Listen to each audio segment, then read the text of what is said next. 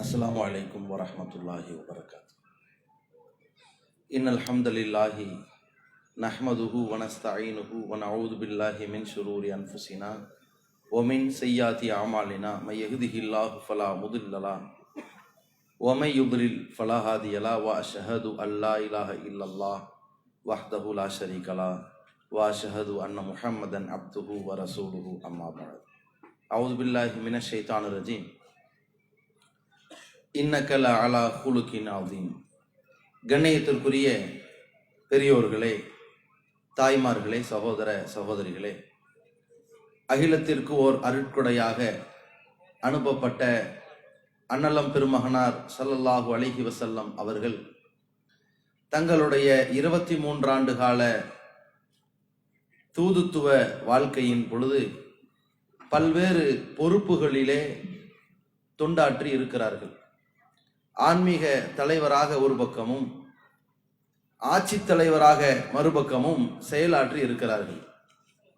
அதிலே அவர்களுடைய ஆட்சி அதிகாரங்கள், அரசியல் வாழ்க்கை எப்படி இருந்தது, இன்றைக்கு அரசியல்வாதிகள் நிலை என்ன, அரசியல் என்கின்ற அந்த துறை எந்த நிலையில் இருக்கின்றது என்ற ஒப்பீடுகளை அறிந்து கொள்வதற்கும், உண்மையிலேயே மக்களுக்கு சேவை செய்ய வேண்டும் என்ற உயரிய நோக்கத்தோடு செயல்பட விரும்பக்கூடியவர்கள் எப்படி தங்களுடைய அரசியல் பயணத்தை அமைத்துக் கொள்ள வேண்டும் என்கின்ற ஒரு வழிகாட்டுதலை அல்லாஹ்வுடைய தூதர் ஸல்லல்லாஹு அலைஹி வஸல்லம் அவர்கள் அழகிய முறையிலே காட்டி கொடுத்திருக்கிறார்கள். அதுல அரசியலை தூய்மைப்படுத்திய நபி ஸல்லல்லாஹு அலைஹி வஸல்லம்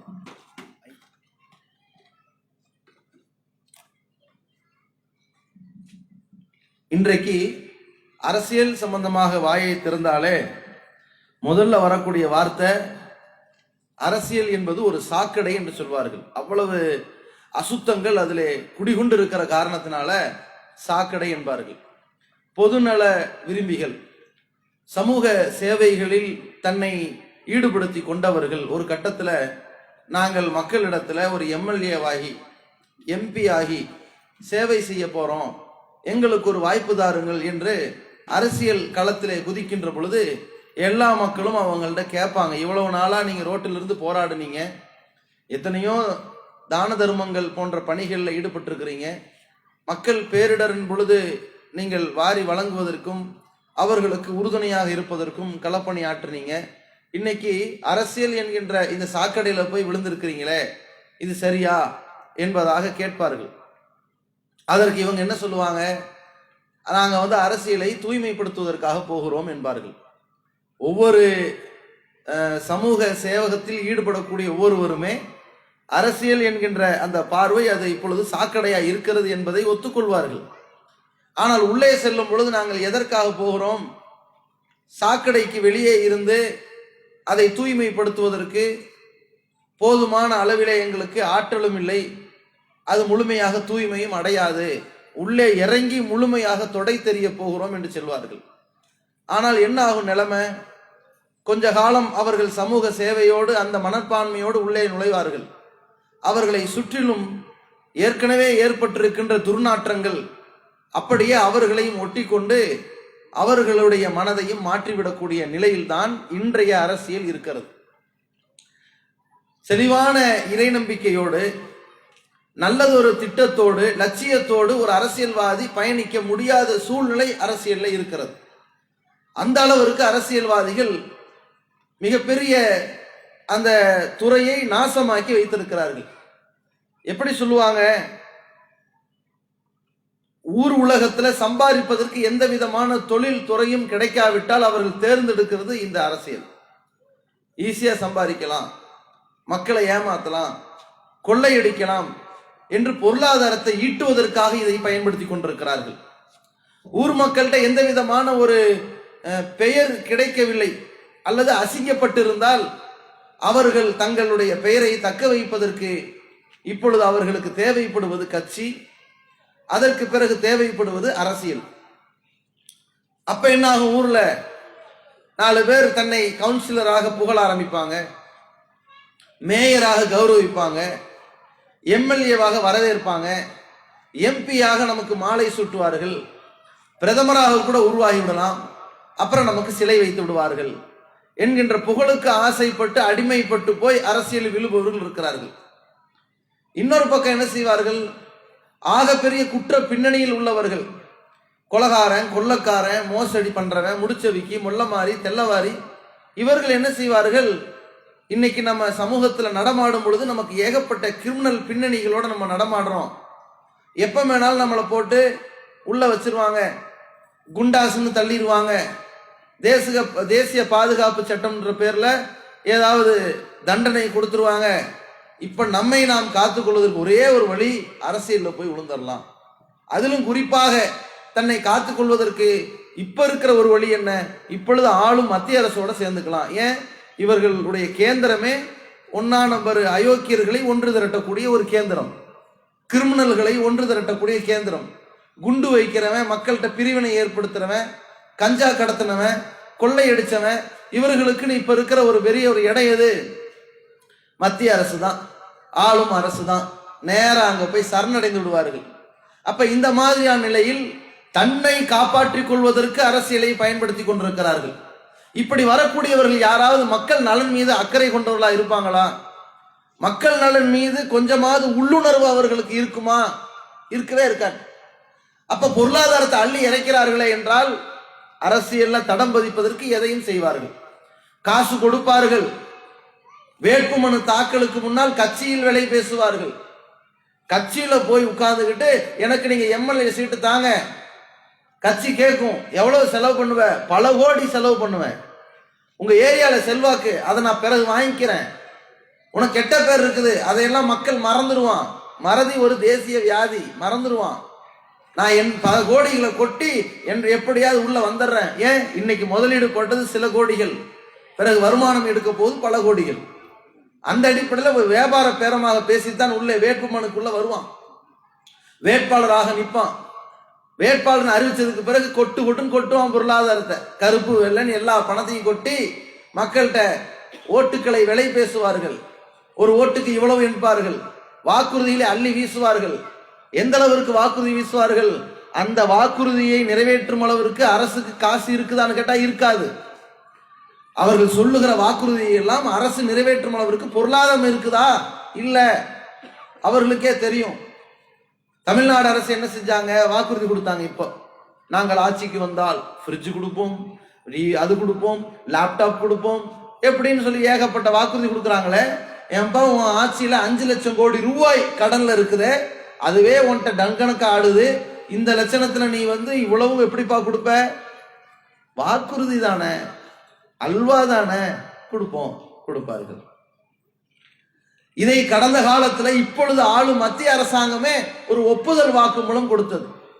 இன்னைக்கு மோசடி பண்ணி இவிஎம்ல கையை வச்சு ஆட்சிக்கு வந்த மாதிரி இதற்கு முன்னாடியும் அப்படித்தான் வந்தாங்க. ஆனால் அந்த நேரத்துல இவிஎம் மோசடி ஒரு பக்கம் நடந்தாலும் ஒரு பிம்பம் இருந்துச்சு. பலூனை பெருசா ஊதி விட்டு 56 இன்ச்சுன்னு சொல்லி ஒரு பிம்பத்தை பரப்பிக்கிட்டே இருந்தாங்க. ஊர் முழுக்க பலூனை வச்ச ஏமாத்திக்கிட்டு இருந்தாங்க. குஜராத்தை பாருங்கள், மாடர்ன் குஜராத், மாடர்ன் குஜராத்னு சொல்லி மக்களை ஏமாத்திட்டு பெத்தலாட்டம் பண்ணிட்டு இருந்தாங்க. விளம்பரத்துக்கே பல கோடியை இறக்கினார்கள். செஞ்சாங்களா இல்லையா? அப்ப அவர்கள் தேர்தலில் ஜெயிச்சுட்டாங்க. ஜெயிச்சதுக்கு பிறகு அவர்களுடைய கட்சியின் முக்கிய பிரமுகர்கிட்ட போய் கேட்டாங்க, ஆட்சிக்கு வந்துட்டீங்களே, எப்படி வந்தீங்க? அதான் எங்களுக்கு ஆச்சரியமா இருக்குன்னு அவன் சொன்னாங்களா இல்லையா? இல்ல, நாங்க ஆட்சிக்கு வந்தா ஒவ்வொரு இந்திய குடிமகனுக்கு ஒரு வீடு கிடைக்கும். அவங்க வீட்டுல எவ்வளவு 15 லட்சம் ரூபாய் அவர்கள் அக்கௌண்ட்ல போடப்படும் அப்படின்லாம் பேசுனீங்களா இல்லையா? ஆமா பேசணும். நாங்க என்ன ஜெயிப்போம் நினைச்சா பேசணும்? தோத்துருவோம் நினைச்சு பேசணும். ஜெயிக்க வச்சுட்டாங்க. இப்படி பேட்டி கொடுத்தாங்க. அப்ப வாக்குறுதி என்னன்னு புரிஞ்சிருச்சா உங்களுக்கு? வாக்குறுதி 2 வகை. வாயில வடை சுடுறது ஒரு பக்கம், ஏட்டுல எழுதுறது மறுபக்கம். வாயில வடை சுட்டாங்கன்னு அதையெல்லாம் போய் நாளைக்கு கேட்க கூடாது. அன்னைக்கு எங்க ஊருக்கு வரும்போது வாஷிங் மிஷினும் சேர்த்தரேன்னு சொன்னீங்களே, சொன்னனும் தவறுதலா வந்துருச்சுன்னு வாங்க. எழுத்துல வந்துருச்சுன்னா கொஞ்ச நாள் நிற்கும். தேர்தல் அறிக்கை என்ன சொன்னீர்கள், நிறைவேற்றீர்களா அப்படின்னாவது கேட்கலாம். வாயில சொன்னாங்க அதுவும் முடியாது. அதுல என்ன செய்வாங்க? கூட 4 பேர் எங்கள் தலைவன் ஆட்சிக்கு வந்தால் இங்கே தேனாறு ஓடும், பாலாறு ஓடும், ஊன்னு பேசுவான். அதெல்லாம் கணக்குல வராது. ஏன்? தலைவர் பேசுற வரைக்கும் டைம் ஓட்டுறதுக்குன்னு வச்ச ஆள் எடுபடி பேசுறது எல்லாம் எடுக்கவே எடுக்காது மக்கள்கிட்ட. எதுக்கு இதை சொல்ல வரோம்னா, தேர்தல் என்று வந்துவிட்டால் அவர்கள் கொடுக்கின்ற எல்லா வாக்குறுதியும் எதற்கு? மக்களுக்கு சேவை செய்யறதுக்கா? இவங்க வந்து உட்கார்றதுக்காக வேண்டி. மக்கள் மீது இவர்கள் அக்கறை கொண்டவர்களாக இருப்பார்கள். ஆனால் எவ்வளவு பேர் கஷ்டப்படுறாங்க, பொருளாதாரத்தை நலிவடைந்திருக்கிறாங்க, விலைவாசி எல்லாம் உயர்ந்து போச்சே, அவர்களுடைய சிரமத்தில் நம்ம பங்கெடுப்போமே என்று அக்கறைப்பட்டிருப்பார்கள். இவர்களுக்கு இரக்கமும் இல்லை, மனிதநேயமும் இல்லை, நலம் நாடுறதும் இல்லை, எந்த விதமான கருணையும் இல்லை.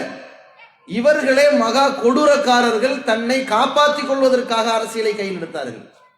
இதாங்க யதார்த்தம். இப்படியே பார்த்து பார்த்து படு மோசமாக இருக்கிற நிலையில தேர்தலுக்கு முன்னாடி மக்கள்கிட்ட ஓட்டை விலை பேசுவார்கள், தேர்தலுக்கு பின்னாடி அரசியல்வாதிகளை விலை பேசுவார்கள், இருக்கிறதையெல்லாம் விற்பார்கள். இன்னைக்கு இருக்கிற ஆட்சியாளர்கள் மத்திய அரசாங்கத்துல கைவந்த கலை, நல்ல ஒரு வியாபாரி. எப்படிப்பட்ட வியாபாரி? இருக்கின்றது எல்லாம் தனியார் மையத்தில் தள்ளி விட்டாச்சு. இந்த ரயில்வே எடுத்துக்க, விமானம் எடுத்துக்க, அப்படி எல்லாமே போயிடும். எதை மட்டும் விலைக்கு வாங்குறாங்க? முக்கியமான ஒரே ஒரு கொள்கை, எதை விலைக்கு வாங்கணும்? இருக்கிற ஊர்ல இருக்கிற எம்எல்ஏ எல்லாம் விலைக்கு வாங்கிடலாம். ஏன்? ஓட்டு போட்டு மக்கள்கிட்ட இருக்கிற அந்த நாணயம் நமக்கு வராது. மக்கள் நம்மளை நம்ப மாட்டாங்க, நம்மளை ஜெயிக்க வைக்க மாட்டாங்க. மக்கள் மூலமாக எம்எல்ஏக்கள் நம்முடைய கட்சிக்கு கிடைக்காது. அப்போ ஏற்கனவே மக்களை நம்ப வச்சு கழுத்தறுத்து துரோகம் பண்ணி ஒருத்தன் வந்து உட்கார்ந்துருக்கானே, அவன் நாணயமா நடக்கணுமா இல்லையா? மக்கள் நேர்மையா இருக்கணுமா இல்லையா? சேவை செய்யறேன்னு சொல்லிதான ஓட்டுகளை பொறுக்கினார்கள். அந்த சேவை செய்தவர்கள் 5 வருஷ காலம் நேர்மையா இருக்கணுமா இல்லையா?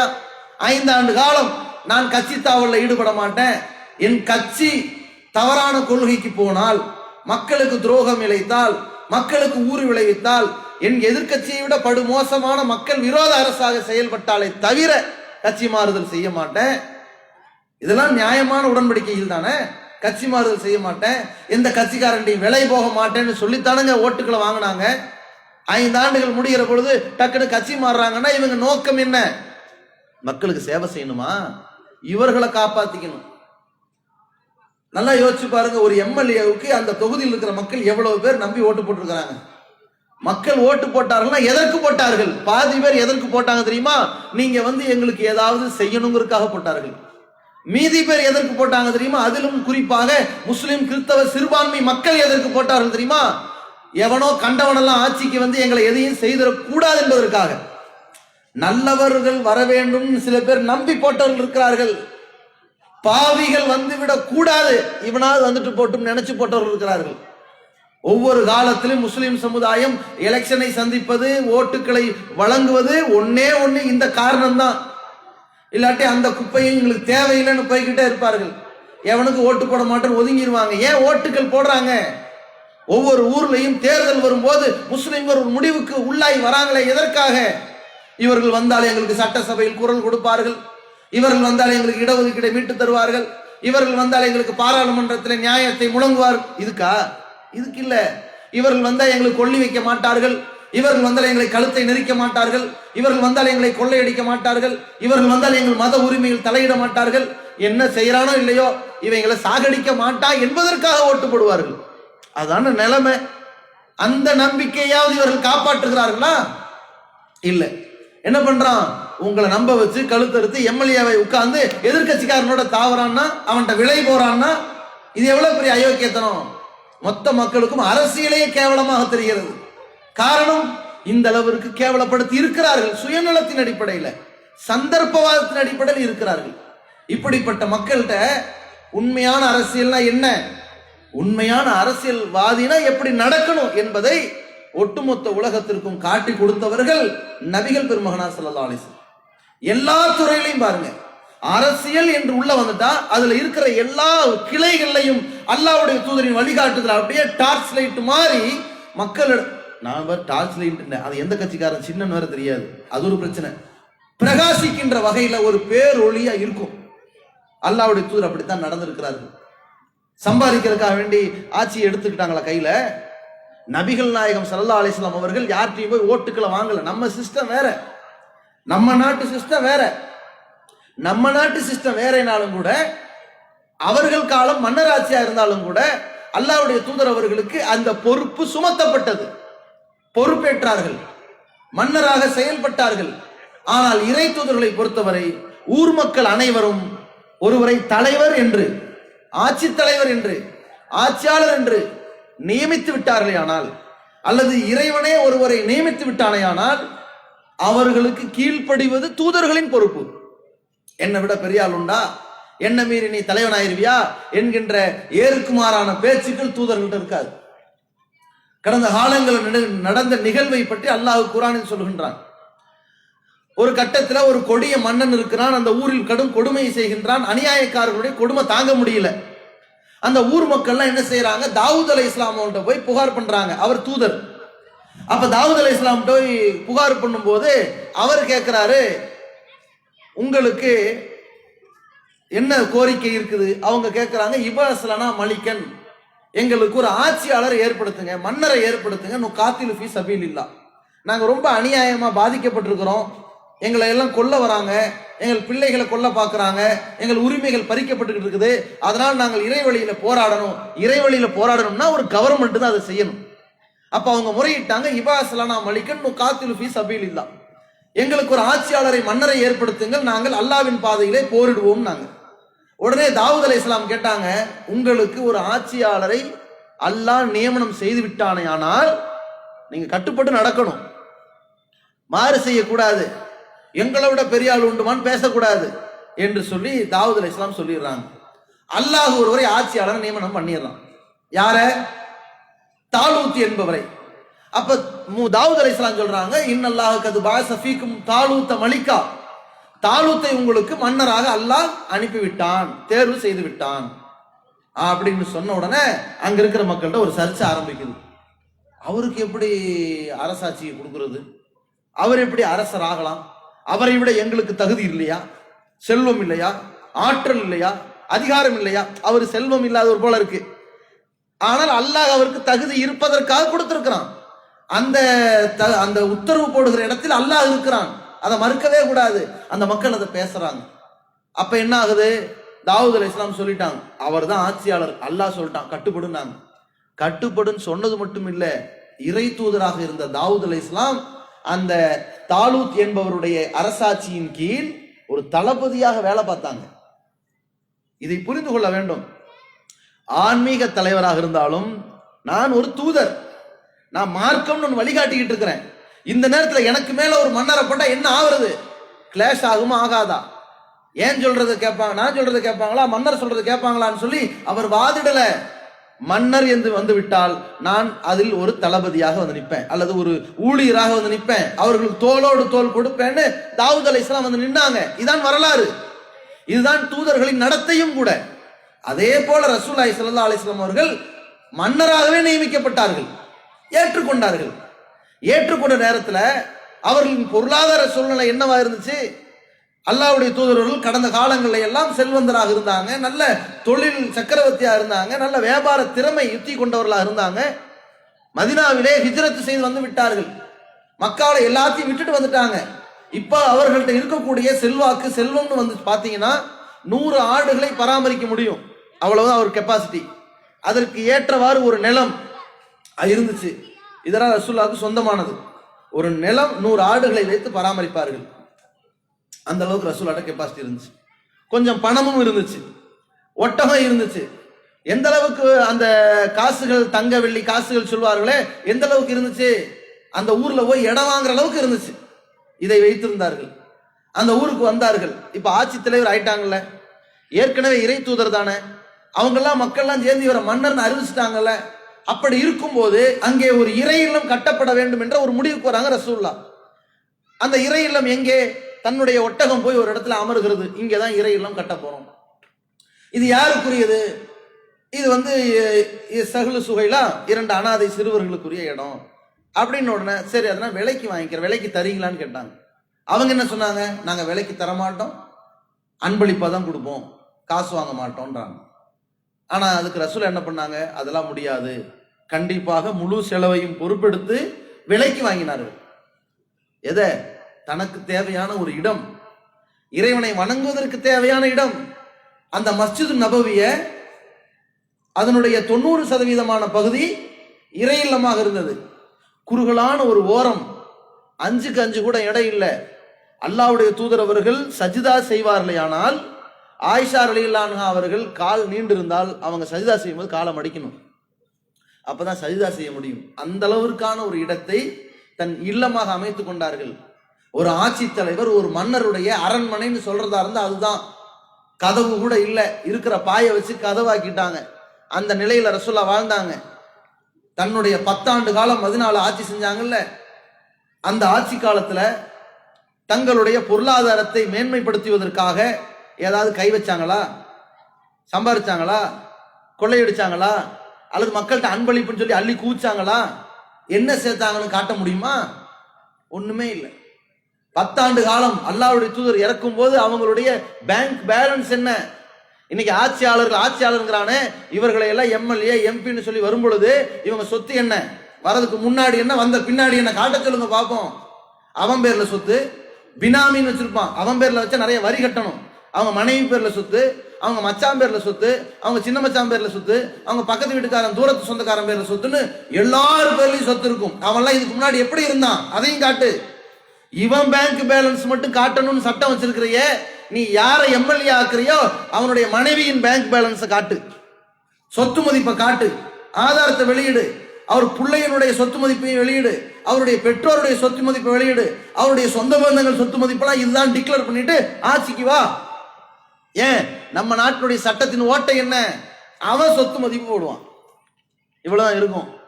ஆட்சியில வந்து உட்கார்ந்ததுக்கு பிறகு 5 வருஷம் கழிச்சு அதற்கு பிறகு வெளியிடுவார். தன்னுடைய சொத்துல இருந்து ஒரு 20 லட்சம் கூடி இருக்கும். அவ்வளவு பாத்தீங்களா? ஏழை தாயின் மகன் யாரு? 10 லட்சம் ரூபாய் கோட்டு போட்டு திரிவார். ஏழை தாயின் மகன். இப்படிதான் ரசூல் இருந்தாங்களா? ஆட்சி அதிகாரத்தை வச்சு காசு சம்பாதித்தார்களா? கிழிந்த சட்டைகளை தேய்த்து கொண்டுதான் வாழ்ந்தார்கள். அரசாங்கத்தின் பேர்ல எத்தனை ட்ரெஸ் கேட்டாங்களா?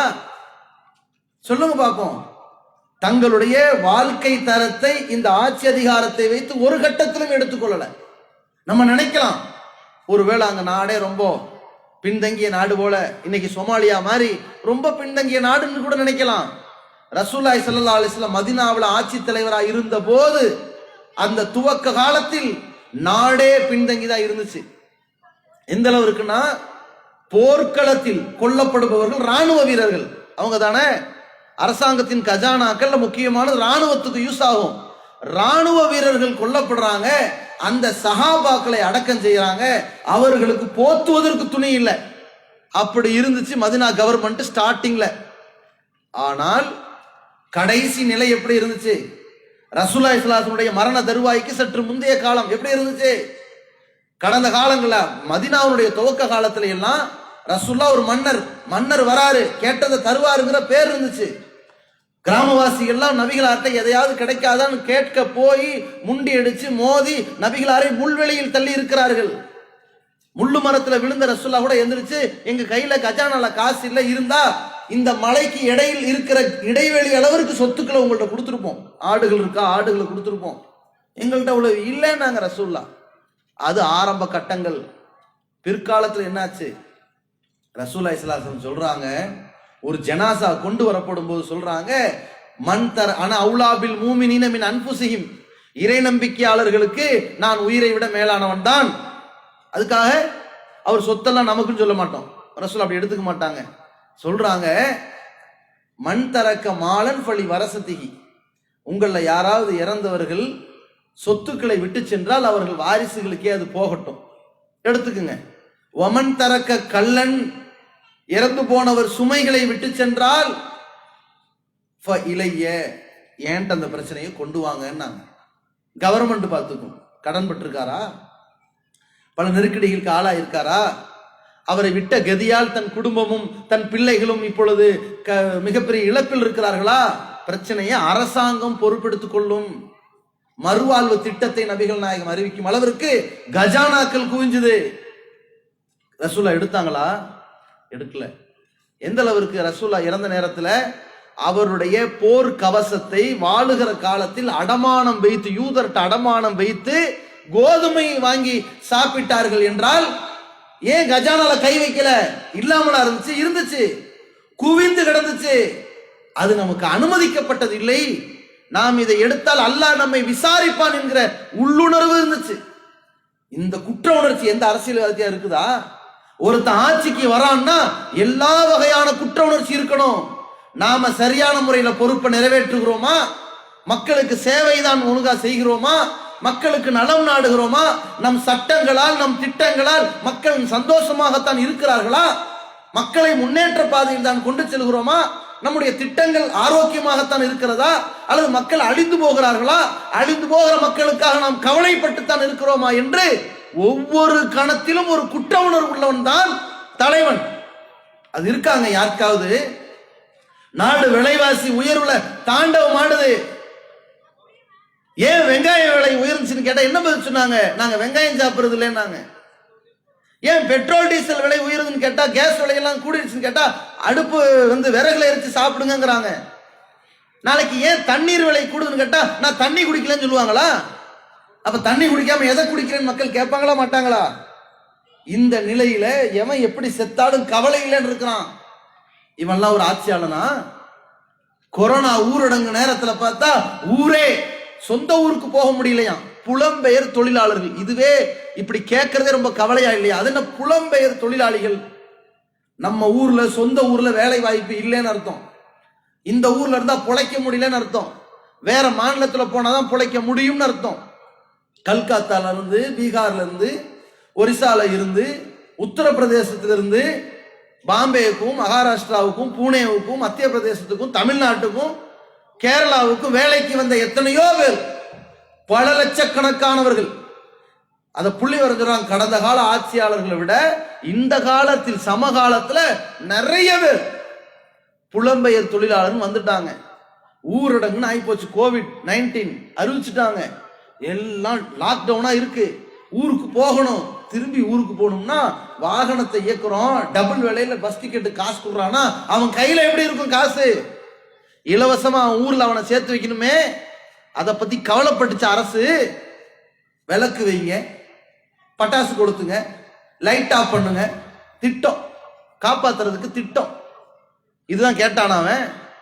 இவன் வீட்டுல அடுப்பறையிலே அதுக்கு என்ன வழின்னு கேட்டான. அதுக்கு சொன்னாங்களா? ஊருக்கு போக முடியல, கால் கடந்து குழந்தை பசியால் இறந்து பிணமாக ஊர் போய் சேர்ந்தவர்கள் இல்லையா? இந்த லாக்டவுன் அது நடக்கலையா? வயதானவர்கள் கால் கடந்து நடந்து காலில் பெரிய ஒரு ஓட்டம். இதுதான் இந்தியா. இதான் இந்தியா. இப்படி அழிச்சாங்களே. இவர்களின் கஷ்டம் அவர்களுடைய உள்ளத்தை துளைச்சிருக்கணுமா இல்லையா? இவ்வளவு கஷ்டப்படுறாங்களா என் ஆட்சியில? கவலைப்பட்டிருக்கணுமா இல்லையா? அந்த கவலை கொண்ட அரசியல்வாதி அவன் தான் தூய்மையான அரசியல்வாதி. அல்லாஹ்வுடைய தூதர் ஸல்லல்லாஹு அலைஹி வஸல்லம் அவர்கள் ஒவ்வொரு நடவடிக்கையிலையும் அந்த உணர்ச்சி இருக்கும். எந்த அளவிற்கு? ஒரு பேரிச்சம்பழத்தை எடுக்கிறாங்க, நபிகளாருக்கு அதுல தேவை இருக்குதுங்க. ஆட்சியாளர் தான்.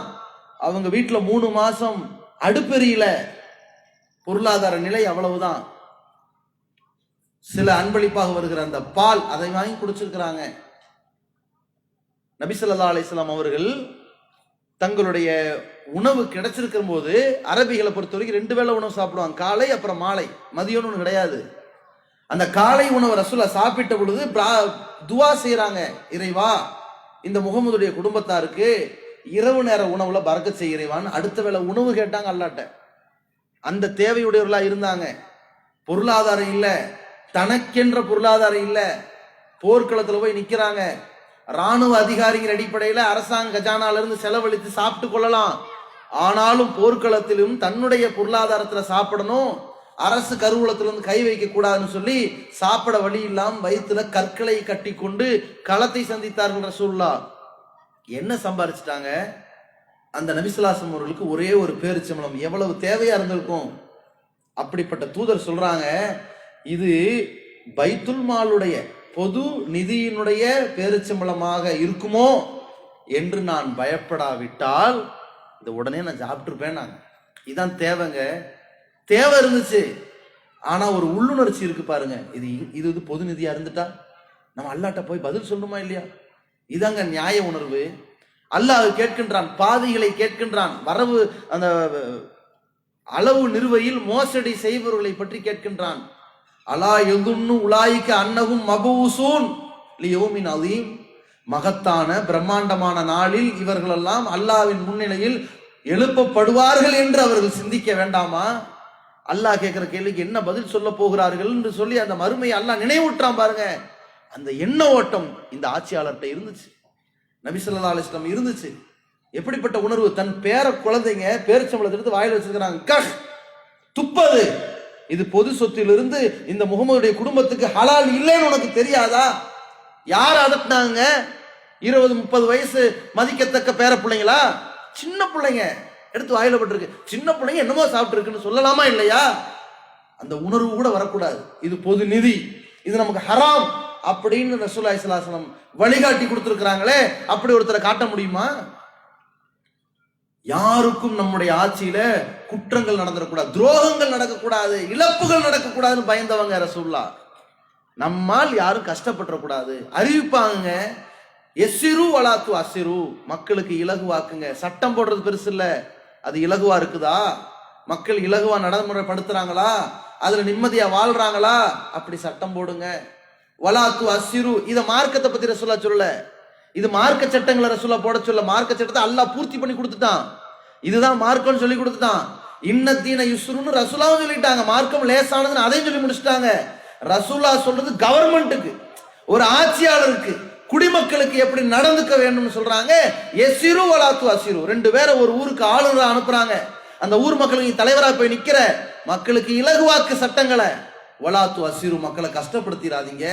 பஷ்ஷிரு, உங்கள் திட்டங்களால், மக்களுக்கு நீங்கள் கொடுக்கிற அறிவிப்புகளால் நற்செய்தி சொல்லுங்க. ஆஹா, ஒரு அறிவிப்பு வந்திருக்கு, நம்ம நாடு நல்லா இருக்கு, நம்ம ஊர் நல்லா இருக்கு, நம்ம முன்னேற்ற பாதையில போய்கிட்டு இருக்கோம்னு அவங்க மகிழ்ச்சி அடையணும். வலாத்து நஃபிரு, நீ போடுற சட்டத்தை கேட்டுட்டு அவன் விரண்டு ஓடுற மாதிரி பண்ணாதீங்க. நாங்களே இவங்க தான் ரசூலுல்லாஹ். இன்னைக்கு இவங்க போடுற சட்டத்தை ஒவ்வொன்றும் பார்த்தா அடுத்து என்ன சொல்ல போறாங்களோ, இரவு 12 மணிக்கு பிரதமர் அறிவிக்க போறாரா, என்னத்தாக போகுதுன்னு பயப்படுற மாதிரில வச்சிருக்கிறான்.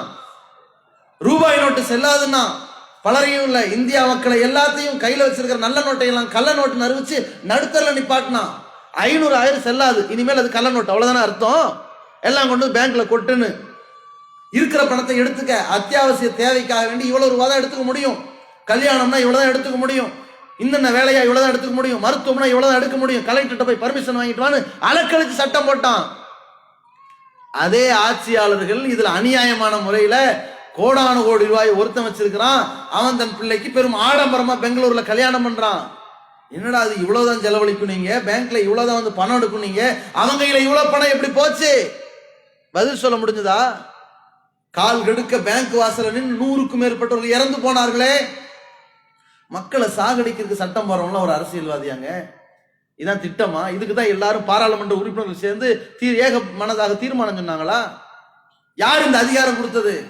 ஜிஎஸ்டிங்கிறான், எல்லாத்தையும் வரியில கொண்டு வந்து உள்ளடக்குறேங்கிறான், அப்படி போட்டு கஷ்டப்படுத்துறான். ஏற்கனவே 1008 வரி, அதை கட்ட முடியல, இப்ப ஜிஎஸ்டி வரிங்கிறான். எல்லாத்துலயும் ஜிஎஸ்டிங்க. மனிதனின் அத்தியாவசிய உணவுகளுக்கு வரியே பேசக்கூடாது, அதானே? பச்சிலம் குழந்தைக்கு கொடுக்கின்ற பால் டின்னு, குழந்தைக்கு பால் சொரக்கல தாய்க்கு கொடுக்க முடியல, டின்னு பால் வச்சு, டின்னு பவுடர் வச்சு பால் கொடுக்குறான், அதுக்கு ஜிஎஸ்டி வரி வசூல் பண்றான். அதுக்கு தான் பண்றான்னு பார்த்தா இன்னைக்கு அன்றாடம் குடிக்கின்ற பசும்பால், அதுக்கு ஜிஎஸ்டி கட்டிட்டு இருக்கிறோமா இல்லையா? போட்டானா வரி? இதான் அரசா? இப்படிதான் மக்களை வழி நடத்துறத? இதான் குடிமக்கள் சேவையாங்கிறேன். இந்த மாதிரி நாட்டை நாசமாக்கிட்டு இருக்கிறாங்க. ரசூலுல்லாஹ் சொல்றாங்க, பஷீரு, உங்கள் திட்டங்களால் சந்தோஷம் அடையணுங்க. ஊரடங்கு நேரம், கொரோனா காலம், எல்லா மக்கள்லையும், அந்த எல்லா நாட்டிலையும் அந்த அரசியல்வாதிகள், ஆட்சியாளர்கள் ஓரளவுக்கு நியாயமா நடந்துக்கிட்டாங்க. சில நாட்டினுடைய ஜனாதிபதிகள், சில நாடுகள்ல எல்லாம் ஜனாதிபதிகளுக்கு பவர் ஜாஸ்தி. நம்ம நாட்டில் ஜனாதிபதி அவர் ரப்பர் ஸ்டாம்ப்னு அர்த்தம் அவரு. சில நாடுகள்ல பிரதமருக்கு பவர் ஜாஸ்தி. அந்த அடிப்படையில அந்த நாட்டினுடைய ஆட்சியாளர்கள் கொரோனால வேலைக்கு போக மாட்டாங்களே மக்கள், அவங்களுக்கு சரியான வாழ்வாதாரம் இருக்காதே. அப்ப என்ன செய்யலாம்? வாடகைக்கு இருக்கக்கூடிய எல்லா கடைகளுக்கு நீ வாடகை கொடுக்காத, வீடு வாடகை கொடுக்காத, உனக்கு தேவையான பொருளாதாரம் இவ்வளவு வச்சுக்க, மருத்துவத்துக்கு இவ்வளவு பயன்படுத்திக்க, உணவுப் பொருள் இவ்வளவு வச்சுக்கன்னு சொல்லி அரசாங்கம் கொடுத்துச்சு. எவ்வளோ? 500 1000ங்கிற மாதிரி இல்லைங்க, அவங்களுக்கு தேவையான தொகையை கொடுத்துச்சு. ஆனால் நம்ம நாட்டில் என்ன பண்ணானு தெரியுமா? ஊரடங்கு நேரத்தில் நம்ம என்ன சட்டம் போட்டாலும் ரோட்ல போராட எந்த நாதியும் வராது, யாரும் தட்டி கேட்க மாட்டாங்கன்னு சொல்லி கார்பரேட்டுகளுக்காக வேண்டி, விவசாய பூமிகளை எல்லாம் விற்பதற்காக வேண்டி, நாட்டை அழிவு பாதையில் கொண்டு போவதற்காக வேண்டி 3 வேளாண் திட்டங்கள்னு மாத்தினான். வேளாண் திட்டங்கள்ங்கிற பேர்ல அரசாங்கம் இனிமேல் ரேஷன் கடை நடத்த முடியாத திட்டத்தை கொண்டு வரான். அரசாங்கம் இனிமேல் விவசாயிகள்ட்ட பொருள் வாங்க முடியாத திட்டத்தை கொண்டு வரான். அரசாங்கம் விவசாயிகளுக்கு மானியம் தர முடியாத திட்டங்களை கொண்டு வரான்.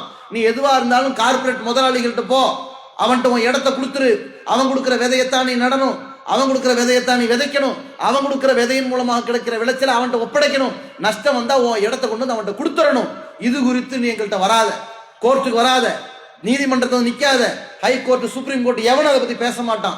நீயாச்சு அந்த முதலாளியாச்சு போய் சாகுங்கடான்னு சொல்லி சட்ட திருத்தம் பண்ணி இருக்கிறான், வேளாண் திட்டம்னு. இதை விவசாயி கேட்டானா? முதல்ல உங்கள்கிட்ட விவசாயி என்ன கேட்டாங்க?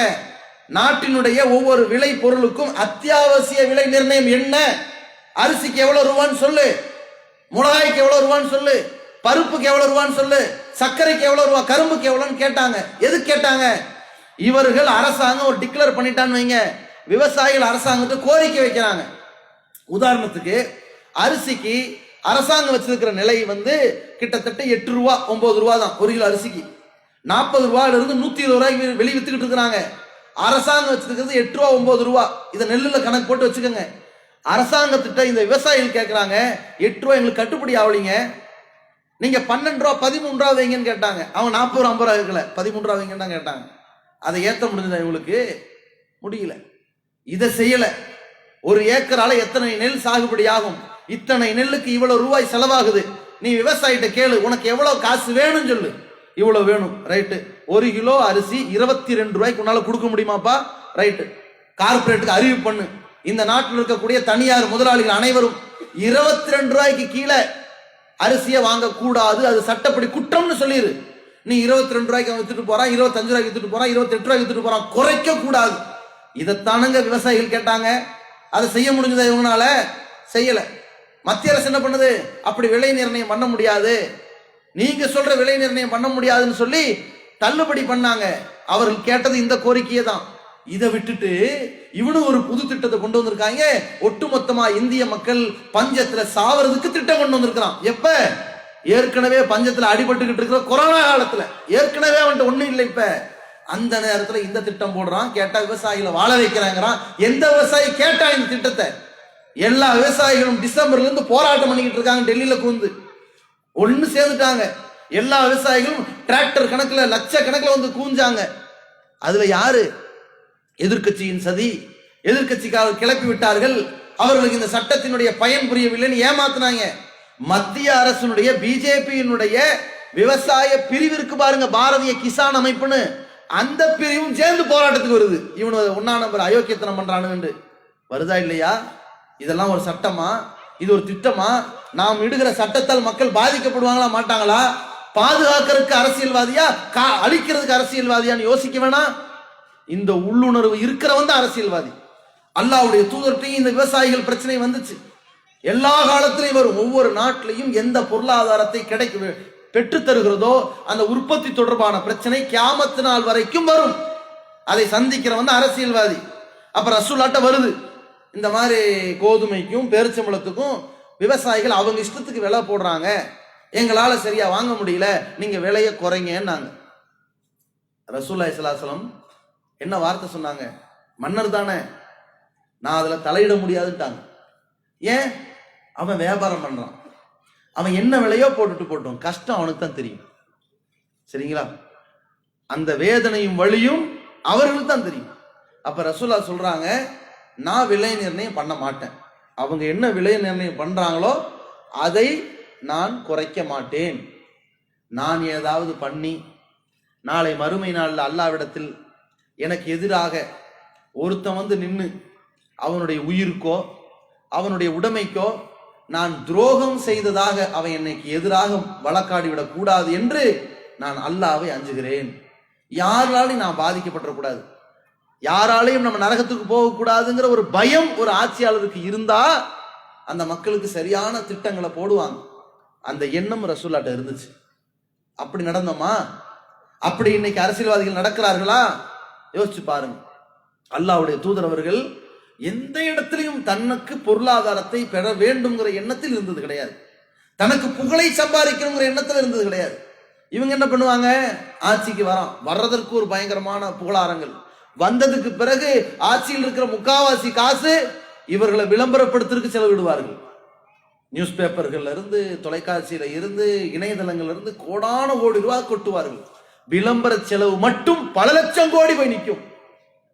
ஒரு தனி நபரை, ஒரு தனி கட்சியை, அந்த ஆட்சியை புகழ்ந்து புகழ்ந்து புகழ்ந்து என்ன புண்ணியங்கிறேன். 5 வருஷத்துக்கு முன்னாடி ஒரு கட்சியை புகழ்ந்து இப்ப நமக்கு என்ன புண்ணியம்? அது எதுக்குங்கிற? மக்களிடத்தில் ஒரு ஆளை புகழ்ந்து, ஒரு கட்சியை புகழ்ந்து என்ன பயன் மக்களுக்கு ஏற்பட்டுச்சு? அது சொல்லுங்க. ஊர் ஓரத்துல கட்ட விட்டு, அவனோட 4 மடங்கு உயரத்துல கட்ட விட்டு, பெரும் பெரும் ராட்சச முறையில கட்ட விட்டு, அதை இடிச்சு பல பேர் சாகராங்களே தவிர ஏதாவது பயன் இருக்குதா அதுல? கொஞ்சம் யோசிச்சு பாருங்க. இந்த விளம்பரம்னு சொல்லி அல்லாஹ்வுடைய தூதர் எதிர்பார்த்தாங்களா? தனக்காக எந்திரிச்சு நிக்கணும், தன்னை வரவேற்கணும், தனக்கு சால்வை போத்தணும், தன்னை மாலை போத்து வரவேற்கணும், தன்னை பார்த்தா காலில் உழுகணும், தனக்கு சரணடையணும், தன்னை பார்த்து பயப்படணும், தனக்கு சிலை வைக்கணும், தன்னை வணங்கணும், தனக்கு வழிபாடு நடத்தணும் எதிர்பார்த்தாங்களா ரசூலுல்லாஹ்? ஒரே ஒரு வகையான தனி மனித வழிபாடுக்கு கூட ரசூலுல்லாஹ் அனுமதி கொடுத்தது கிடையாது. தன்னை பார்த்தவுடன் எழுந்து நிற்பதை ரசூலுல்லாஹ் வெறுத்திருக்கிறார்கள். தன்னை பார்த்து இவர் நாளைக்கு நடக்கிறதெல்லாம் இவருக்கு தெரியும்னு சொன்னதை கூட தடுத்திருக்கிறார்கள். நாளை நடப்பதை அறிந்தவன் அல்லாஹ் மட்டும்தான், நமக்கு தெரியாது என்று சொன்னார்கள். இதற்கு முன்னாடி சகோதரர் அஷ்ரஃபுதீன் ஃபிர்தௌஸி அவங்க உரை நிகழ்த்தினாங்க. அவங்க ஒரு நன்கொடை கேட்டு உங்களுக்கு வசூல் அறிவிப்பு பண்ணாங்க. அது பொதுக்கூட்டம் சம்பந்தமான நன்கொடைக்காக வேண்டி அறிவிப்பு பண்ணியிருந்தாங்க. இப்போ இன்னொரு பேப்பர் கொடுத்துருக்காங்க. இங்கே காரைக்கால் பகுதியில் நல்லம்பல் என்ற இடத்துல இறை இல்லம் அமைப்பதற்காக வாங்கப்பட்ட அந்த இடம் விஷயத்தில் ஒரு 6 லட்சம் ரூபாய் கொடுக்க வேண்டிய ஒரு நெருக்கடி ஏற்பட்டிருக்கு. அந்த கொடுத்த உரிமையாளர்கள் ஏப்ரல் மாதம் வரைக்கும் தான் அதுக்கு டைம் கொடுத்துருக்குறாங்க. அதற்குள்ள அந்த 6 லட்சம் ரூபாய் கொடுக்கப்படலைன்னா அந்த இருக்கிற தொகையை அவர்கள் திருப்பி கொடுத்துருவாங்க. திருப்பி கொடுத்துட்டாங்கன்னா அதே இடத்துல இப்பொழுது வாங்கின இடம் மாதிரி ஒரு இடத்தை அந்த தொகைக்கு வாங்க முடியாது. அது பெரும் நஷ்டத்தில் போய் விட்டுரும். அதை அனுசரித்து இந்த 6 லட்சம் ரூபாய் ஒரு ரொம்ப நெருக்கடியில் பொருளாதார உதவி கேட்டு வந்து நிற்கிறாங்க. அல்லாஹ்வுடைய திருப்தியை நாடி இப்போ சகோதரர்கள் வருவாங்க, நீங்கள் அள்ளி கொடுக்குமாறு கேட்டுக்கொள்கிறோம். அப்போ நபிகள் நாயகம் ஸல்லல்லாஹு அலைஹி வஸல்லம் அவர்கள் நாளை நடப்பதை அல்லாஹ்வை தவிர யாரும் அறிய மாட்டான் என்பதை அங்கே உணர்த்தினார்கள் என்றால் காரணம் என்ன? தன்னை முன்னிலைப்படுத்திடக்கூடாது. அதுக்கு தான். தன்னை பார்த்து யாரும் பயப்படக்கூடாது, தனி நபராக தன்னை யாரும் துதிக்க கூடாது, புகழ் பாடக்கூடாது. அதற்கான இடம் கொடுத்தது கிடையாது ரசூலுல்லாஹ். சஹாபாக்கள் திடீர்னு சில பேர் ரசூலுல்லாஹ் தகுதியானவர்கள் தான், ஆனாலும் அவர்களை பார்த்து அஸ்ஸையது யா செய்யுதுன்ட்டாங்க. தலைவா, எப்படிப்பட்ட தலைவன்? நீங்க தான் எல்லாமே, அந்த செய்யுது, நீங்க தான் எல்லாம் அப்படின்ட்டாங்க. உடனே ரசூலுல்லாஹி ஸல்லல்லாஹு அலைஹி வஸல்லம் சொன்னாங்க, யார் தலைவன்? தலைவன் யாரு? இன்னல்லாஹ் தபாரக வ தஆலா செய்யுது. தலைவன்னா யார் தெரியுமா? நம்ம எல்லாருக்கும் தலைவன் அல்லாஹ் தான். நீங்க என்ன இப்படி சொல்லாதீங்க, நீங்க வரம்புகளோடு நடந்துக்கங்க, ஷைத்தான் உங்களை திசை மாற்றி விடக்கூடாதுன்னு நாங்க ரசூலுல்லாஹ் எப்படி அந்த வரம்புகளை உணர்த்தினாங்கன்னு பாருங்க. இப்படி தன்னை முன்னிலைப்படுத்தாதவங்க நபிகள் நாயகம் ஸல்லல்லாஹு அலைஹி வஸல்லம். எந்த கட்டத்திலும் சரி மக்களோடு மக்களா சகஜமாக நடந்தார்கள். அவர்களை பார்த்த உடனே சிலர் தன்னுடைய பாவனைகளை மாற்றிக்கொள்ள வேண்டும் என்று ஒருபோதும் விரும்பியது கிடையாது. சில பேர் செய்தாங்க, நம்மளை பார்த்தா பணியணும், குனியணும், காலில் விழுகணும் என்று எதிர்பார்ப்பார்கள். ஒரு துளி எதிர்பார்ப்பு கூட ரசூலாட்ட இருக்காது. ஒரு கட்டத்தில் முன்ன பின்ன தெரியாத ஒரு ஆளு ரசூலா பார்த்து கொஞ்சம் பதறாங்க. அப்ப கூப்பிடுறாங்க, வா, பயப்படாது, நான் யாரு? காஞ்சு போன உப்பு கண்டத்தை சாப்பிட்ட ஒரு பெண்ணுக்கு பிறந்தவன் நான், என்ன பார்த்தா நீ பயப்படுற? அப்படி சொல்லி சகஜமா இருந்தாங்க. 4 பேர் அமர்ந்து சாப்பிட்ற இடத்துல தன்னை ஒருவராக இணைத்துக் கொண்டு ரசூலா அமர்ந்து சாப்பிட்டார்கள் என்பது வரலாறு. இப்படி இருப்பாங்களா? ஆட்சியாளர்கள் இதை விரும்புவார்களா? யோசிச்சு பாருங்க. தான் படுத்த படுக்கையாக மரண தருவாயில் இருக்கும் போது கூட லா தஜாலு கபரி ஈதா, என்னுடைய அடக்கத்தலத்தை வழிபாட்டு தலம் ஆக்காதீங்க நாங்க ரசூலுல்லாஹி ஸல்லல்லாஹு அலைஹி வஸல்லம். இன்னைக்கு நபிகள் நாயகத்தின் பெயரால் பெரியார்கள், மகான்கள், முன்னோர்கள், கொடி மரங்கள்ங்கிற பேர்ல அதை வழிபடுறதும், அதை பூஜிப்பதும், அதற்கு பாத்தியா ஓதுவதும் போன்ற செயல்கள்லாம் முஸ்லிம்களின் பெயரால் சிலர் செய்து கொண்டிருக்கிறார்கள். அது இஸ்லாத்துக்கு விரோதமானது. அல்லாஹ்வும் அவன் தூதரும் காட்டித்தராத, கண்டனம் தெரிவித்த, எச்சரித்த செய்திகள். அதற்கும் இஸ்லாத்திற்கும் எந்த சம்பந்தமும் கிடையாது என்பதையும் இந்த நேரத்தில் நாம் உள்ளத்தில் பதிவு செய்து கொள்ளணும்.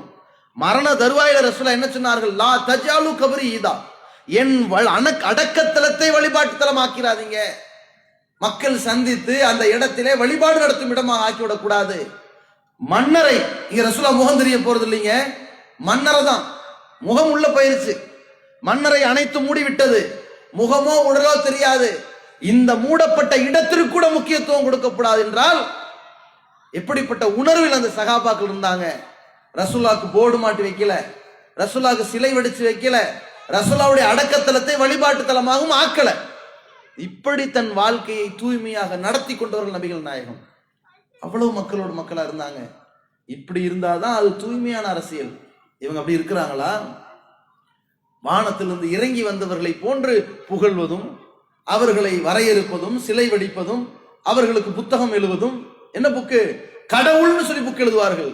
இன்னைக்கும் அல்லாஹ்வுடைய தூதர் அவர்களை இழிவுபடுத்திட்டாங்கன்னு சொல்லி அந்த தூதரின் உண்மையான வாழ்க்கை என்னன்னு சொல்லி வெளியிடுகிறோமே, கொடுக்கிறோமே.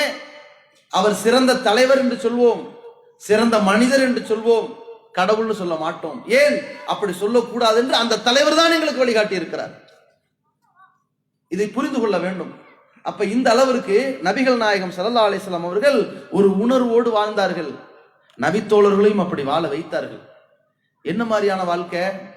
நபித்தோழர்கள்ட்ட இந்த பொறுப்புணர்வுகள், நாம் மக்களுக்கு பணி செய்கிறோமே, நலம் நாடுகிறோமே, இப்படி வரக்கூடியவர்கள்ட்ட ஒரு அடிப்படையை கற்றுக் கொடுத்திருக்கிறார்கள். இன்னமல் ஆமாலு பின்னியாத், எல்லா செயல்களும் எண்ணங்களை கொண்டே அமைகின்றன. ஓ இன்னமாலி குல்லிம்ரி மானவா, ஒவ்வொரு மனிதனும் எண்ணியதே அவனுக்கு கிடைக்கின்றது. ஃபமன் கானத் ஹிஜ்ரத்துஹு இல துன்யா யுஸிபுஹா, உலகத்திற்காக ஒருத்தன் ஹிஜ்ரத் செய்து வந்தால் அதை அவன் அடைந்து விடுவான். உலக ஆதாயம் இருந்தா கிடைச்சிட்டு போயிடும். அவ் இம்ராத்தின் என்கியூஹா, ஒரு பெண்ணுக்காக வேண்டி அவன் ஹிஜ்ரத் செய்து, மக்காலும் மதீனாவுக்கு வந்திருக்காங்கல்ல, எல்லாத்தையும் விட்டுட்டு ஹிஜ்ரத் பண்ணி வந்திருக்காங்கல்ல, நாடு துறந்து வந்திருக்காங்கல்ல, இதை ஒரு பெண்ணுக்கு ஆசைப்பட்டு வந்திருந்தா கல்யாணம் பண்ணிக்குவான். ஃபஹிஜ்ரத்துஹு இலா மா ஹாஜர இலைஹி, எந்த நோக்கத்திற்காக இந்த தியாகம் பண்ணானோ அந்த நோக்கம் நிறைவேறும். எல்லா செயல்களும் உள்ளத்தை பொறுத்து இருக்குது. நல்ல எண்ணங்களை கொண்டு செயல்படுங்கன்னு அல்லாஹ்வுடைய தூதர் அவர்கள் இந்த செய்தியின் வாயிலாக மக்களுக்கு புரிய வைத்தார்கள். அப்படி உணர்ந்தவர்கள் நபிகள் நாயகத்தின் தோழர்கள். எப்படி ஒரு வார்த்தை பாருங்க. நபி ஸல்லல்லாஹு அலைஹி வஸல்லம் அவர்கள் ஒரு அரசியல் வாழ்க்கையில எப்படி வைத்திருக்கிறார்கள்? உலகமே அரசியல் தலைவர்களை தலைவர்கள் என்பார்கள், பணி செய்பவர்களை தொண்டர்கள் என்பார்கள், தொண்டர்கள் என்று கூப்பிடுவார்கள். ஆனால் அல்லாஹ்வுடைய தூதர் அவர்களுடைய ஒரே ஒரு வழக்கம், தன்னோடு பயணித்தவர்கள் அத்தனை பேரையும் நண்பர்கள் தான் கூப்பிட்டுருக்கிறாங்க. தான் வசதி இவங்கெல்லாம் தன்னை விட கீழ்நிலைன்னு கூட ஆக்கல, பொறுப்புகள் ஆக்கியிருப்பாங்க. மக்களுடைய குடிமகன், மக்கள் பிரஜை, ஒரு ஆளுநர், அதன் மேல் அவர்களை வழிநடத்துபவர்கள் வச்சிருக்கிறாங்க. அதிகார மட்டங்கள் வேற. ஆனால் கூப்பிடுகிற வார்த்தைகள் என்ன? தலைவன் தொண்டன் என்பது அல்ல, தோழர்கள் தான், நபி தோழர்கள் தான், அவர்கள் நபிக்கு நண்பர்கள் தான். சமமாக வைத்து நடத்தினார்கள். இவங்க தான் ரசூலுல்லாஹ். எந்த கட்டத்திலும் சரி, மக்களிடத்துல ஒரு குழப்பமற்ற ஒரு தீர்வு வந்தது. ரசூலுல்லாஹ் இல்ல, யார் நமக்கு தலைவர்? அடுத்து யாரு? நபிகளாரோடு நெருக்கமாக இருந்தவர்கள், நல்லபடியாக நிர்வாகம் செய்ய திறன் உடையவர்கள், அவர்கள் நல்ல புரிந்துணர்வு கொண்டவர்கள், நல்ல ஒரு ஆரோக்கியமான முடிவுகளை எடுக்க திறமை பெற்றவர்கள். அப்ப அபூபக்கர் தலைவராக்கிடலாம் அப்படின்னு முடிவுல பயணிச்சுட்டு போனாங்க. ஏன்? இந்த பொறுப்புகள் என்பது நாம் வேண்டி விரும்பி வரக்கூடாது. அல்லாஹ் கொடுத்து விட்டா நாம சரியான முறையில் பணியாற்றணும். ஏன்? மக்கள் நலம் நாடுவதுதான் இஸ்லாம்.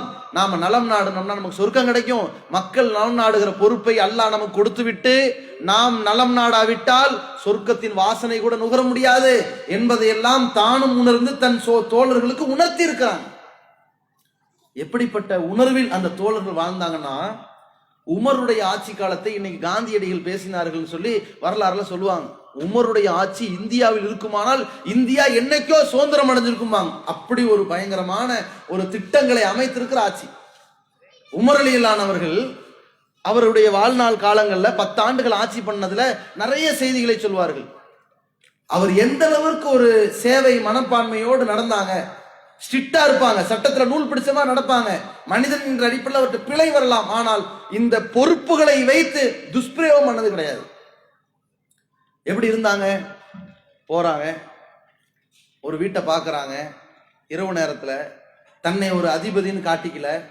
அந்த வீட்டின் வாசல்ல ஒரு அம்மா ஒரு பாத்திரத்தை வச்சு அடுப்புல சமைச்சுக்கிட்டு இருக்கிறாங்க. அந்த தண்ணியை கொதிக்க வச்சுக்கிட்டு இருக்கிறாங்க. அதுல ஒரு அகப்பையை விட்டுட்டு என்ன செய்யறாங்க, கரண்டியை விட்டு அதை கிளறிக்கிட்டு இருக்கிறாங்க. இவர் பார்க்கிறார், தண்ணியை சூடு பண்றதுக்கு இதையே இப்படி பண்ணிட்டு இருக்கிறீங்கன்னு. அப்ப அந்த அம்மா சொல்றாங்க, எங்க வீட்டுல உணவே ஒண்ணும் இல்லை, என் குழந்தைங்க அங்க இருந்து இதை பார்த்துக்கிட்டு இருக்குது, அம்மா ஏதோ சமைக்க போறாங்கன்னு நினைச்சுக்கிட்டு இதை பார்த்து காத்துக்கிட்டே இருந்து அப்படியே தூங்கிரும். அவங்களுக்கு நம்ம என்னமோ சமைக்கிறோமா, நான் பாவனை பண்றேன், எங்க வீட்டுல ஒண்ணுமே இல்லைன்னா. அப்ப இதை கேட்டுட்டு உமர்லாம் கண்ணீர் வெடிச்சு அழுதுட்டு தன்னுடைய அந்த நிர்வாகிகளுக்கு சொல்லி இவர்களுக்கு தேவையான ஒரு மூட்டை நிறைய கோதுமையா இருக்கட்டும், வெண்ணெய் கட்டிகளா இருக்கட்டும், அதையெல்லாம் கொடுத்து சில நலன்கள் மீது அக்கறை கொண்டார்கள் என்று வரலாறுல பார்ப்போம்.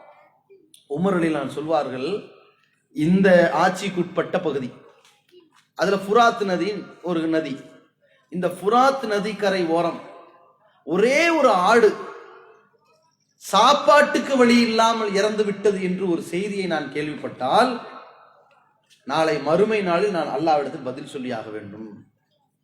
எப்படிப்பட்ட குற்ற உணர்ச்சி பாருங்க. ஒரு ஆடு சாப்பாட்டுக்கு வழி இல்லைன்னா இந்த ஆட்சி மோசம்னு அர்த்தம். அப்படி ஒரு குற்ற உணர்ச்சியை அந்த நபித்தோழர் நினைத்திருக்கிறார் என்றால் எப்படி வார்த்தெடுக்கப்பட்டான்னு பாருங்க. அப்படி ஒரு உணர்ச்சி இருக்குதா? இந்த நாட்டில் பொருளாதார இழப்பு, பெரும் நஷ்டம், பெரும் கஷ்டம், எவ்வளவு பேர் இறந்தாங்க. அட, ஒரு இறந்து போனவன் தலித்து சமுதாயத்தை சேர்ந்தவன், அவனை ஆம்புலன்ஸ்ல தூக்கிட்டு போக மறுத்துட்டாங்களே. தன் மனைவியின் சடலத்தை கணவனே பல நெடு தூரம் தூக்கிட்டு வந்து அடக்கம் பண்ணானே. இந்த கொடுமைக்கு இந்த அரசாங்கம் கவலைப்பட்டுச்சா? மக்களின் ஆட்சி தானே, பார்ப்பனர்களின் ஆட்சியா நடக்குது. எல்லாருடைய ஓட்டை தானே வாங்கி போட்டீங்க. அதுல தலித்துக்கு இந்து ஓட்டு போட்டிருக்கான்ல, இதுதான் அவர்களின் ஆட்சியா? இதை பற்றி கவலைப்பட்டது அரசாங்கம்? கொஞ்சம் யோசிச்சு பாருங்க. அப்போ மக்களிடத்துல லாபகமான பல பேச்சுக்கள் மூலம் மக்களை ஏமாற்றக்கூடிய அயோக்கியர்களாக இன்றைக்கு இருக்கிறாங்க. அல்லாஹ்வுடைய தூதரவர்கள் காலத்துல என்ன பேசினார்களோ அதை செய்வார்கள், எதை செய்தார்களோ அதைத்தான் எடுத்துரைப்பார்கள். அதுல பெருமை எதிர்பார்த்தோ புகழை எதிர்பார்த்தோ வேற வகையான எந்த நோக்கமும் இருக்காது.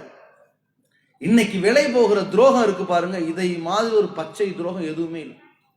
ஒவ்வொரு மாநிலமும் வந்துகிட்டு இருக்கிறான், பாண்டிச்சேரியும் வந்துட்டான். இதுல இருக்கின்ற அரசியல்வாதிகள் சாதுரியமாக, ஆட்சியில் இருந்தவர்கள் சாதுரியமாக ஒரு நியாயமான முறையில துணிச்சலான ஒரு முடிவை தடாலடியாக எடுத்துட்டு வெளியே வந்துட்டாங்க. அது வேற விஷயம். ஆனால் அந்த நிலைக்கு தள்ளிய துரோகிகள் யார்? கூட இருக்கிறவன் எதுக்கு விலை போறான்? என்ன சொல்லி மக்கள்கிட்ட ஓட்டு வாங்கினான்?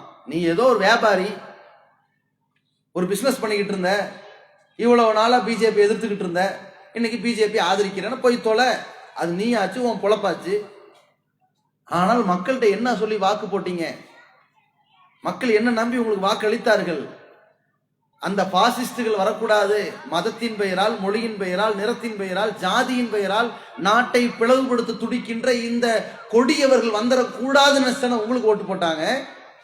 நீங்க இவர்களுக்கு துரோகம் அழைத்துக் கொண்டு இருக்கிற ஓட்டுகள் எதனால உங்களுக்கு வந்துச்சு? நீங்க யார்? ஒரு செல்லா காசு.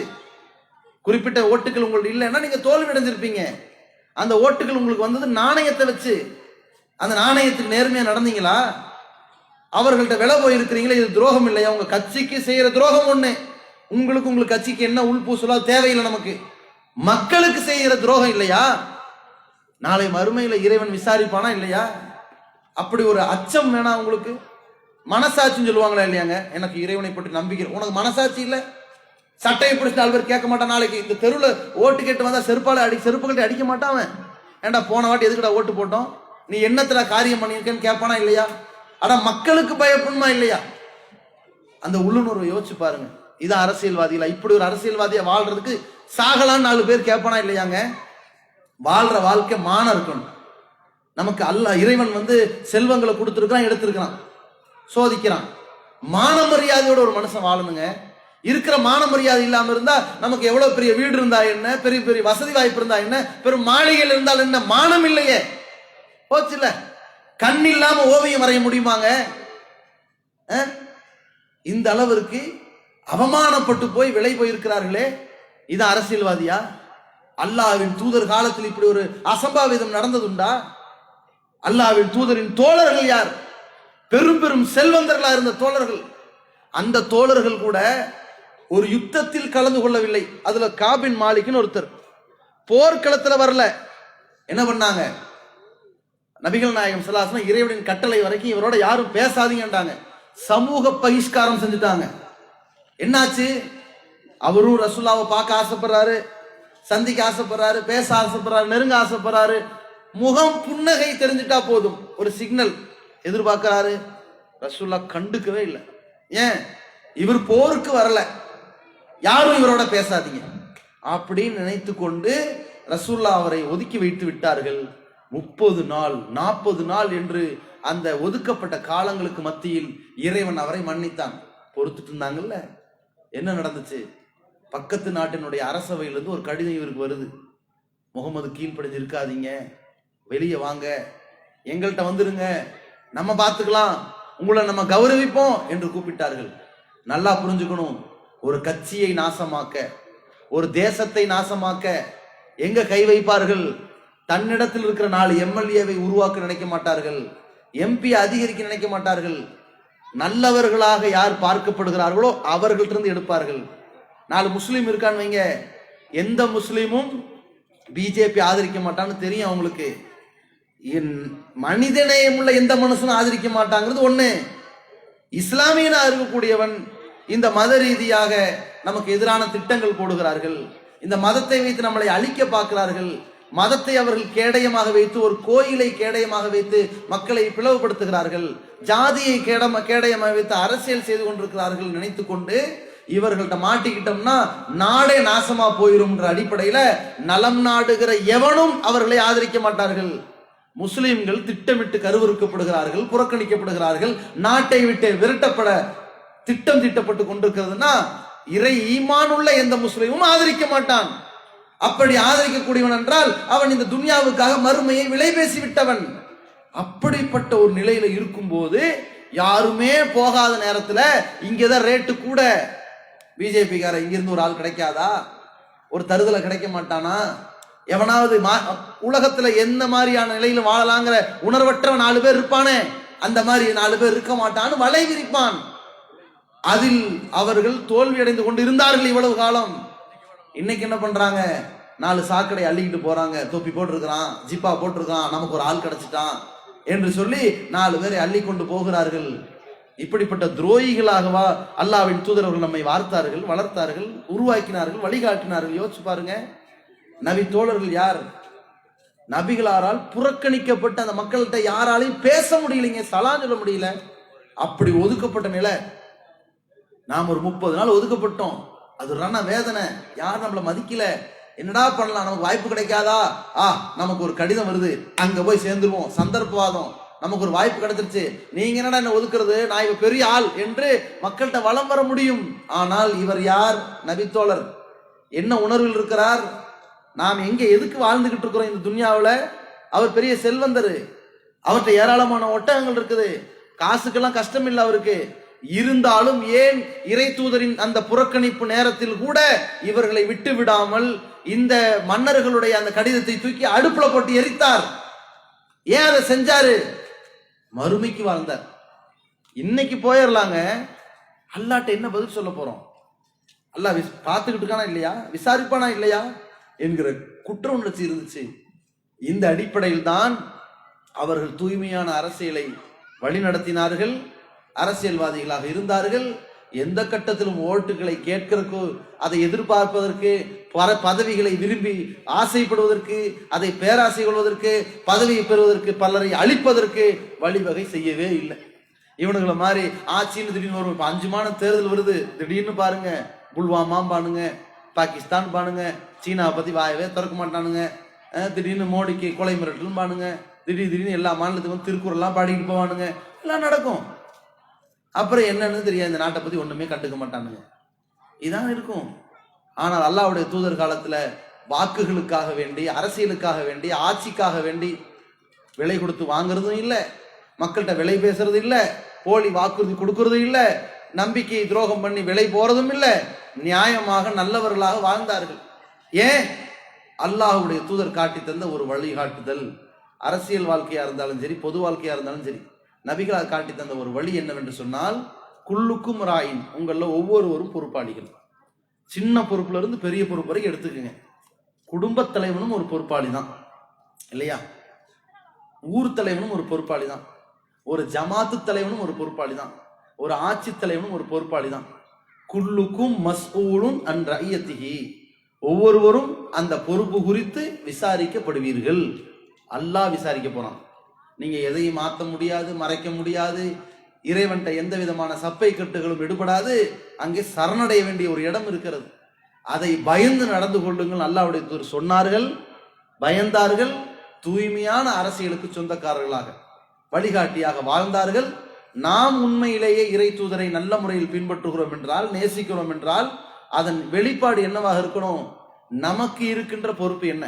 நம்ம ஒரு கிளை தலைவரா, மாவட்ட தலைவரா, ஒரு இயக்கத்தின் தலைவர்களா, அல்லது இருக்கிறதுலே எந்த தலைவரும் இல்லை, சாதாரண ஒரு உறுப்பினர் தான், குடும்பத்துக்கு தலைவர் தானே, அதுல கரெக்டா இருக்கிறோமா, பொறுப்பா நடந்துக்கிறோமா, நாளை மறுமையில் அல்லாட்ட என்ன பதில் சொல்ல போறோங்கிற வகையில நம்முடைய செயல் திட்டங்கள் இருக்குதா என்பதை உணர்ந்து உரசி பார்த்து நம்முடைய வாழ்க்கையை நாம் அமைத்துக் கொள்ள வேண்டும். மார்க்கம் என்பதே அது அடுத்தவர் நல்லா இருக்கணுங்கிற நலம் நாடுவதுதான் இஸ்லாம். அதை உணர்ந்தவர்களாக எல்லாம் வல்ல அல்லாஹ் ரப்புல் ஆலமீன் நம் அனைவரையும் ஆக்கியல்வானாக. அஸ்ஸலாமு அலைக்கும் வரஹ்மத்துல்லாஹி வபரகாத்துஹு.